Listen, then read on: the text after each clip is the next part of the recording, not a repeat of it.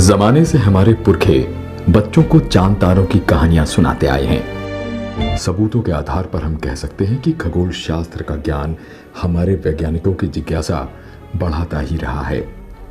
इसी सफर का एक बेहद अहम पड़ाव रहा 5 नवंबर 2013 को। But here is an intriguing question. Mangalyaan was launched from Sriharikota on November 5th. इसी दिन भारत ने अपना पहला मंगलयान प्रक्षेपित किया था।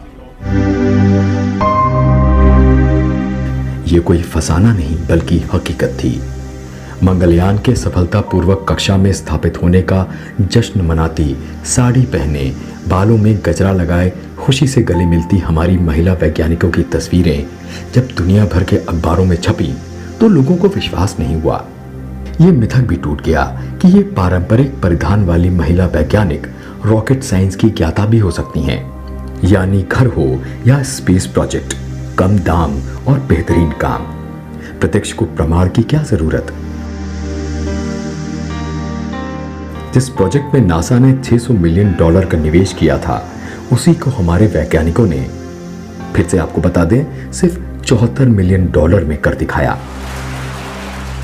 दरअसल देखा जाए तो मार्स ऑर्बिट मिशन यानी मॉम कहानी है कुछ ऐसे वैज्ञानिकों की जिन्होंने अनुशासन, परंपरा, निष्ठा और कर्तव्य जैसे मूल्यों को विज्ञान के साथ जोड़ा और असंभव को संभव कर दिखाया। मंगल मिशन एक शुद्ध स्वदेशी मिशन था।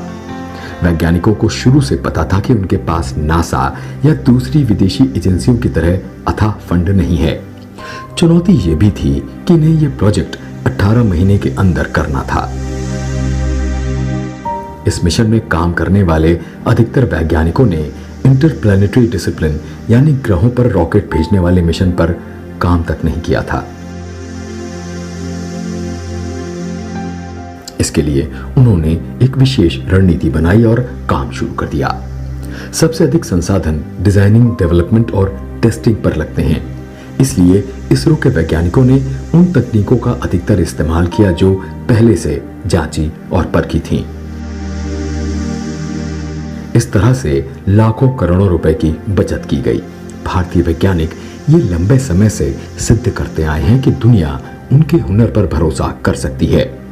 लेकिन एक सच्चाई जो इस मिशन को दुनिया के दूसरे मिशनों से जुदा करती थी, वो थी इसरो के वैज्ञानिकों का जज्बा।